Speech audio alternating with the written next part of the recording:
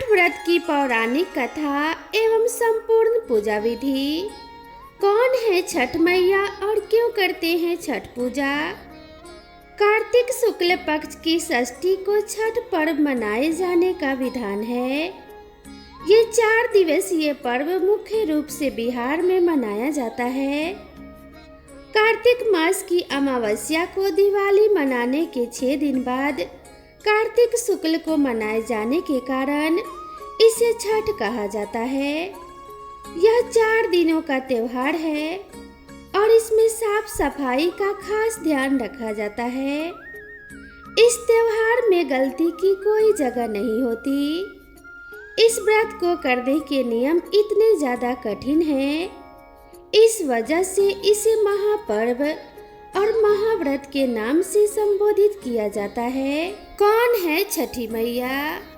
मान्यता है कि छठ देवी सूर्य देव की बहन है और उन्हीं को प्रसन्न करने के लिए जीवन के महत्वपूर्ण अवयवों में सूर्य व जल की महत्ता को मानते हुए इन्हें साक्षी मानकर भगवान सूर्य की आराधना तथा उनका धन्यवाद करते हुए माँ गंगा, यमुना या किसी भी पवित्र नदी या तालाब के किनारे यह पूजा की जाती है। माँ षष्ठी यानी छठ माता बच्चों की रक्षा करने वाली देवी हैं। इस व्रत को करने से संतान को लंबी आयु का वरदान मिलता है। मार्कंडेय पुराण में इस बात का उल्लेख मिलता है कि सृष्टि की अधिष्ठात्री प्रकृति देवी ने अपने आप को 6 भागों में विभाजित किया है। इनके छठे अंश को सर्वश्रेष्ठ मातृ देवी के रूप में जाना जाता है, जो ब्रह्मा की मानस पुत्री हैं। वो बच्चों की रक्षा करने वाली देवी हैं। कार्तिक मास के शुक्ल पक्ष की षष्ठी को इन्हीं देवी की पूजा की जाती है। शिशु के जन्म के 6 दिनों बाद इन्हीं देवी की पूजा की जाती है। इनकी प्रार्थना से बच्चे को स्वास्थ्य, सफलता और दीर्घायु होने का आशीर्वाद मिलता है। पुराणों में इन्हीं देवी का नाम कात्यायनी बताया गया है, जिनकी नवरात्रि की षष्ठी तिथि को पूजा की जाती है। छठ पर्व का तीसरा दिन सबसे खास होता है, क्योंकि इस दिन महिलाएं 36 घंटों का निर्जला व्रत शुरू करती हैं। संध्या में डूबते सूर्य को अर्घ्य दिया जाता है, तो अगले दिन उगते सूर्य की पूजा होती है। इस पर्व को डाला छठ, सूर्य षष्ठी और छठ पूजा आदि नामों से भी जाना जाता है। इस त्योहार में मुख्य रूप से भगवान सूर्य और छठी माता की पूजा होती है।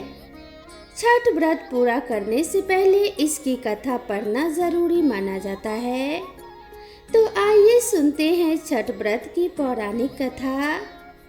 कथा के अनुसार प्रियव्रत नाम के एक राजा थे। उनकी पत्नी का नाम मालिनी था। राजा प्रियव्रत और उनकी पत्नी मालिनी संतान सुख से वंचित थे। इस बात से राजा रानी काफी दुखी रहते थे।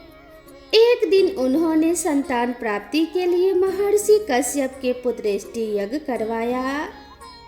महर्षि ने यज्ञ संपन्न करने के बाद मालिनी को खीर दी। खीर का सेवन करने के बाद मालिनी गर्भवती हो गई और 9 महीने के बाद उसे एक पुत्र की प्राप्ति हुई। लेकिन दुर्भाग्य से उसका पुत्र मृत पैदा हुआ। ये देखकर राजा रानी बहुत दुखी हो गए और निराश होने की वजह से राजा ने आत्महत्या करने का मन बना लिया। परंतु जैसे ही राजा आत्महत्या करने लगे तो उनके सामने भगवान की मानस पुत्री देवसेना प्रकट हुई और उन्होंने कहा कि मैं षष्ठी देवी हूँ और मैं लोगों को पुत्र सुख प्रदान करती हूँ। जो व्यक्ति सच्चे मन से मेरी पूजा करता है, मैं उसकी सभी मनोकामनाएं पूर्ण करती हूँ। राजन, यदि तुम मेरी विधि विधान से पूजा करोगे तो मैं तुम्हें पुत्र रत्न प्राप्ति का वरदान दूंगी। देवी के कहे अनुसार राजा प्रियव्रत ने कार्तिक शुक्ल की षष्ठी तिथि को देवी षष्ठी की पूजा की। इस पूजा के फलस्वरूप रानी मालिनी एक बार फिर से गर्भवती हुई और ठीक 9 महीने के बाद उन्हें एक सुंदर पुत्र की प्राप्ति हुई। कहते हैं तभी से छठ पर्व मनाए जाने की परंपरा शुरू हुई। इस पर्व से जुड़ी एक और कथा है, जिसके अनुसार महाभारत काल में जब जुए में पांडव अपना सारा राजपाट हार गए थे, तब द्रौपदी ने छठ का व्रत रखा था। द्रौपदी के व्रत से प्रसन्न होकर षष्ठी देवी ने पांडवों को उनका राजपाट वापस दिला दिया था। वहीं एक अन्य पौराणिक कथा के मुताबिक महाभारत काल में सूर्य पुत्र कर्ण ने सबसे पहले सूर्य देव की पूजा की थी और कहा जाता है कि घंटों पानी में खड़े होकर कर्ण सूर्य देव को अर्घ्य देते थे। सूर्य देव की कृपा से कर्ण एक महान योद्धा बना था। आज भी छठ में अर्घ्य दान की यही परंपरा चली आ रही है। छठ पूजा के लिए जरूरी बातें। छठ पूजा के लिए जरूरी है ये सामग्रियाँ। छठ पूजा के लिए कुछ सामग्रियों की विशेष आवश्यकता होती है। माना जाता है कि इन पूजन सामग्रियों के बिना छठ का पर्व पूरा नहीं होता है। छठ पूजा की पूजन सामग्रियों में बांस की टोकरी, सूप, नारियल, पत्ते लगे गन्ने, अक्षत, सिंदूर, धूप दीप, थाली, लोटा, नए वस्त्र, नारियल पानी भरा, अदरक का हरा पौधा, मौसम के अनुकूल फल, मिट्टी या पीतल का कलश, कुमकुम, पान तथा सुपारी, इन सभी चीजों की आवश्यकता होती है। छठ की पूजा विधि। छठ पूजा के दिन सुबह ब्रह्म मुहूर्त में उठें और स्नान आदि से निवृत्त होकर छठ व्रत का संकल्प लें। इस क्रम में सूर्य देव और छठी मैया का ध्यान करें। व्रती को छठ पूजा के दिन अन्न ग्रहण नहीं करना होता है। संभव हो तो निर्जला व्रत रखकर उसका विधिवत पालन करें। छठ के पहले दिन संध्या कालीन अर्घ्य होता है, जिसमें डूबते हुए सूर्य को अर्घ्य दिया जाता है। ऐसे में इस दिन सूर्यास्त से थोड़ा पहले छठ घाट पर पहुँचे और वहां स्नान करने के बाद अस्ताचलगामी सूर्य को पूरी निष्ठा के साथ अर्घ्य दें। इस दिन भगवान सूर्य को अर्घ्य देने के लिए बांस या पीतल की टोकरी या फिर सूप का उपयोग किया जाता है। ऐसे में बांस या पीतल की टोकरी का इस्तेमाल करते हुए सूर्य देव को अर्घ्य दें। छठ पूजा में जिन टोकरियों या सूपों का इस्तेमाल किया जाता है, उसमें फल फूल, गन्ने, पकवान इत्यादि समेत पूरी पूजन सामग्रियों को अच्छी प्रकार से रखें। इसके साथ ही सूप या टोकरी पर सिंदूर लगाएं। सूर्य देव को अर्घ्य देते वक्त टोकरी में सभी पूजन सामग्रियों का होना बेहद जरूरी होता है। ऐसे में इस बात का विशेष ध्यान रखें। इसके साथ ही पूरे दिन और रात भर निर्जला व्रत रखकर अगले दिन सुबह उगते हुए सूर्य को जल अर्पित करें। सूर्य देव को अर्घ्य निवेदित करने के साथ ही मन उनसे अपनी मनोकामना कहें। छठ पूजा के दौरान कब और क्या करना है? 5 नवंबर 2024 को नहाए खाए होगा। 5 नवंबर 2024 को नहाए खाए होगा। छठ पूजा के पहले दिन नहाए खाए होता है। इस दिन व्रती स्नान एवं ध्यान करने के बाद कद्दू भात का सेवन करती हैं। छठ व्रती को नहाए खाए के दिन शुद्ध और सात्विक भोजन ग्रहण करना होता है।